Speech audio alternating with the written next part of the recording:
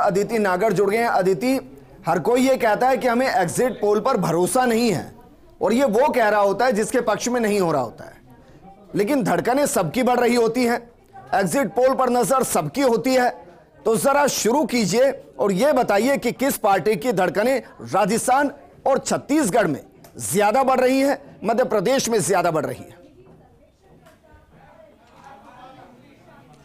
देखिए, सबसे बड़ी बात जो आपने कही कि लोग कहते हैं, जो हार रहा होता है वो कहता है हम एग्जिट पोल पे विश्वास नहीं करते।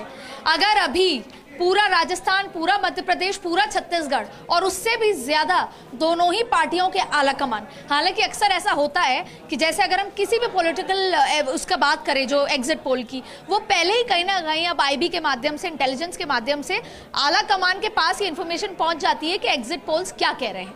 2 घंटे पहले ही इन्फॉर्मेशन चली जाती है, लेकिन फिर भी इंतजार सबसे ज्यादा रहता है कि एग्जिट पोल किस तरफ इशारा कर रहे हैं।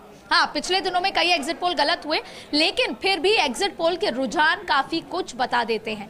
तो धड़कनें भले ही 5 राज्यों के जो मुख्यमंत्री आवास है वहां बड़ी होगी, विपक्ष के नेताओं के घर पे बड़ी होगी, लेकिन उससे ज्यादा दोनों ही राष्ट्र पार्टी के आला कमानों के जो घर हैं या जो ऑफिसेज हैं वहां पर बढ़ रही होगी। अब आप समझ गए होंगे कि मैं कहां बात कर रही हूँ। इसलिए दिल्ली में वो धड़कनें बढ़ी हुई यहाँ पर मैं सुन भी पा रही हूँ, महसूस भी कर पा रही हूँ। सुबह से मैं फील्ड में थी, कई लोगों से मुलाकात हुई और मैंने धड़कनें बढ़ती हुई चेहरे पर देखी है। और बजाय इसके कि कहीं ना कहीं एग्जिट पोल क्या इशारा कर रहे हैं वो पता था, लेकिन फिर भी उम्मीद, 3 दिसंबर की उम्मीद, सही मायने में बात यह है, अगर हम राजस्थान की बात कर रहे हैं, किसी भी मध्य प्रदेश की बात कर रहे हैं, छत्तीसगढ़, दरअसल हुआ ये, भारतीय जनता पार्टी ने बड़े दिग्गजों को उतारा और ये बात सही है कि कांग्रेस के लिए तीनों ही राज्यों में चुनाव डिफिकल्ट कर दिया।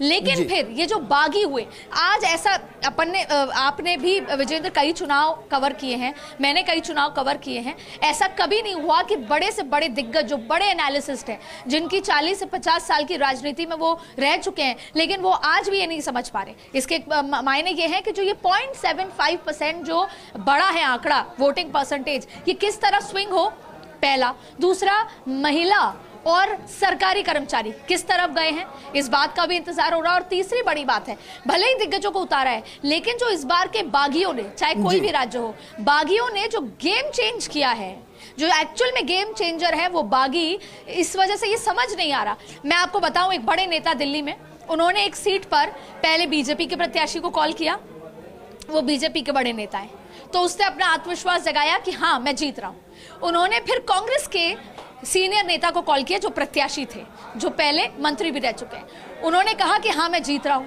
फिर उन्होंने 3 बागियों को कॉल किया और तीनों बागी में से 2 बागियों ने कहा कि हाँ मैं जीत रहा हूं। तो वो बहुत तेज हंस पड़े कि भाई 5 परिणाम से पहले कोई हार कैसे भला मान ले, पार्टियां भी थोड़ी ना मानती हैं।